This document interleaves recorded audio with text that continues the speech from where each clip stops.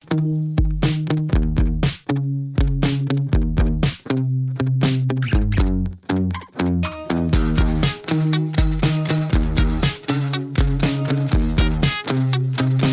listening to The Andre Segovia Show.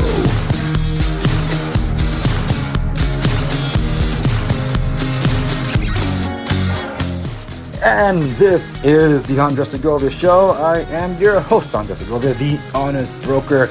In this episode, we got to talk about being pre-qualified and being pre-approved. What the heck is the difference? There's always confusion about that. And I've been pushing this episode out long enough to try to get my lender on. And since he didn't come on for this one, he better be on to describe what other options of loans there are, because oh my goodness, there's always like so many things. I even learned something new this year. I didn't know what type of loan existed in that form, and I'm glad that it existed because I was able to get one of my buyers into a property this year. So boom, there you go. There's always something, and I enjoy that. I enjoy learning.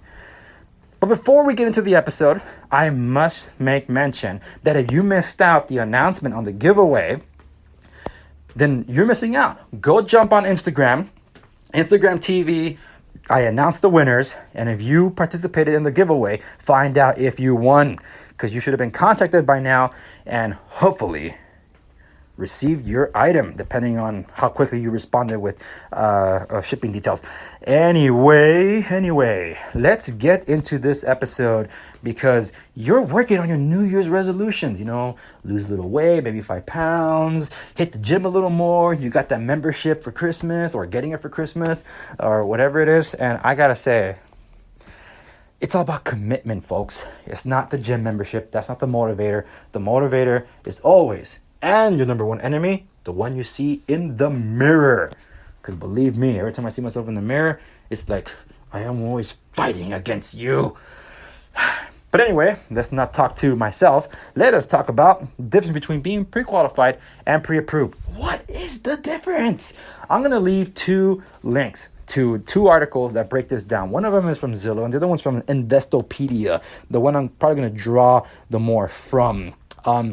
These are the 2 steps in the mortgage process. Now, there's 3 overall steps in the loan process, but the first 2 that I'll clarify before tossing in the third are what the difference between these 2 are, because the confusion usually lies in the fact that we get mailers all the time. They either be from credit card companies saying you're pre-approved for this line of credit, or from your bank of choice saying that you've been qualified for a line of credit, or even worse, you get those mailers from Quicken Loans or emails like Rocket Mortgage, whatever they are, and tell you that yeah, you're pre-qualified or you're pre-approved for a mortgage at this low rate, historically low.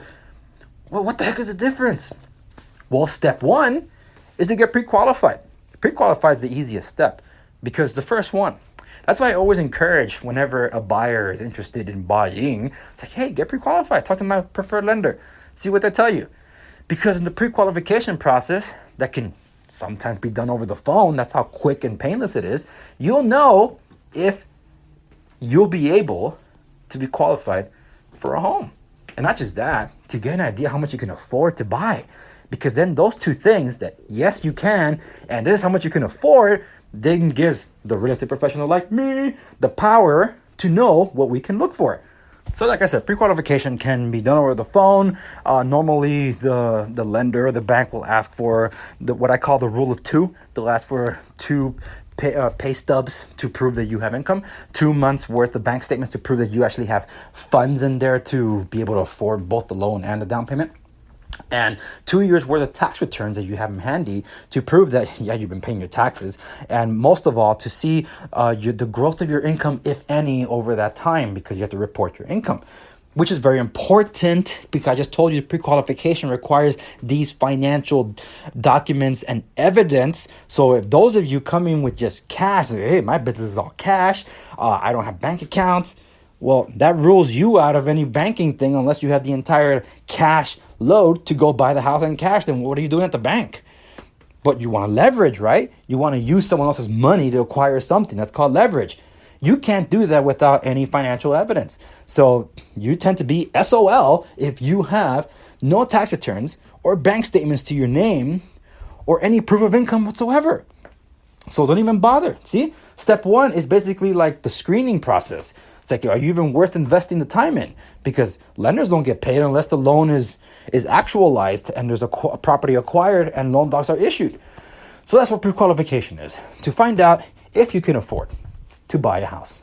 And if you can, how much can you afford? So that's pre-qualification. Do you have a loan? Nope, not yet. Why? You don't have a house. And you're not pre-approved. That's number two. Pre-approved. It's basically the same process, only deeper. Because now we're talking about really digging into your credit, running your credit and constantly running it to make sure no changes happen during the process of escrow and while you're putting your mortgage process through, because it goes through so many hoops to make sure that, hey, this individual needs to be able to acquire this property and need to meet this criteria to be able to get it. So the pre-approval process takes a little longer. It could take 2 weeks depending on the individual, or if there's two buyers because there's two co-signers on the loan, or three. Oh my goodness, that's happened before. Then that's three different individuals having three different financial histories being scrutinized to make sure this loan is legit. And it only takes one of them to screw up the whole thing. So that's the pre-approval process. You get pre-approved, but it's called conditional approval, means they're just waiting on one more thing. But if you're approved, well, now we're talking. That's basically saying, yo, this person checks out, or persons, they check out, they're ready to buy, give them this house. So that's basically the power of getting pre-approved. You get the approval, that's as good as money. But you still don't have a loan. So that's why I wanted to first clarify what's the difference between being pre-qualified versus being pre-approved. Once you have those two out of the way, in order to have the loan itself, you have to close escrow, because the approval depends greatly on the appraisal itself. Because the house isn't valued at that, then there's no approval for the loan. So that means you got to move on to the next deal. That's why a lot of people get worried if the appraisal falls through. Because you can be credit worthy all you want, but if that property you have your eyes on is not agreeable to the bank and they don't agree to lend on it, then there go your hopes and dreams, because you're emotionally invested. So all those things need to be in place to be approved. So that means you fulfill your end of the bargain with the seller to make sure you all finish whatever you agreed to do in order for loan documents to be released. And that's normally done a day or two before the close of escrow. Because then loan docs are released, because you're getting the house. Escrow closes, it's recorded, take it to the county recorder's office so the whole world can know so-and-so is officially the owner of this house. And then the bank can start collecting on you because you are a homeowner and you have a mortgage. And that's how it goes down. But normally it's the two-step process. You first get pre-qualified to know if you can afford to buy a house, and if you can, how much, and then get pre-approved. Pre-approved meaning this is it. I'm getting this property. Then close escrow to make sure you got the property. So that's the difference. If you want to read more into this, that's what the links are for. They're available at www.theandresegovia.com. Accompanying this episode, you can get the show notes there.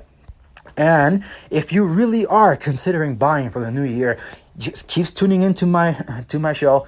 I'm giving information left and right to keep you up to date with market conditions, with area news and economics, because there's always a lot of news out there. And also advice and tips, whether you work with me or somebody else. The whole point is you don't want to go in blind. You don't want to fly blind. How do you look for the professional, real estate professional? I've done episodes on that. The previous one is giving the 10 tips as to why you should. And after you do, how to pick one out. That's actually one of the first episodes I've ever done. The importance of a real estate professional. And because I understand the plight and the fear that goes into this financial accomplishment. This is a big one. This is your biggest investment so far. So you don't want to be steered wrong. I believe in this American dream to be able to acquire a home. This past Thanksgiving, I got to tell you, it was beautiful to have 3 first-time home buyers under the same roof. I'm like, this is so awesome. I represented 2 of the 3. It was really cool to be able to celebrate with them all. to have something to be more thankful for. It's like, man, you guys did it. You guys did it. And youngins too. So it's the American dream is alive and well. It's just how do you acquire it? It's having a good team surrounding you. So they were surrounded by a good team and made it happen. So that's what I mean.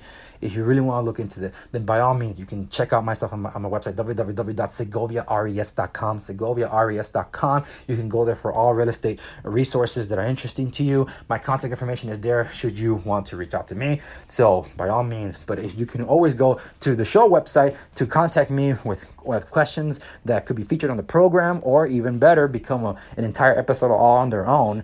And you can contact me through Twitter, Facebook, Instagram, YouTube even. Just comment on the videos and they'll pop up. And I've appreciated those that have contributed, because I want this to be a conversation. I want to address your concerns. And the big one has always been housing affordability / rent control, because there's a lot of emotion invested there. So that story's not going away anytime soon, as this tends to be the most important issue facing us economically at every level. So I hope to continue to address your concerns and educating you on the ins and outs of real estate and also technology, and of course motivating you, because that's the whole point. I want you to be financially provided for.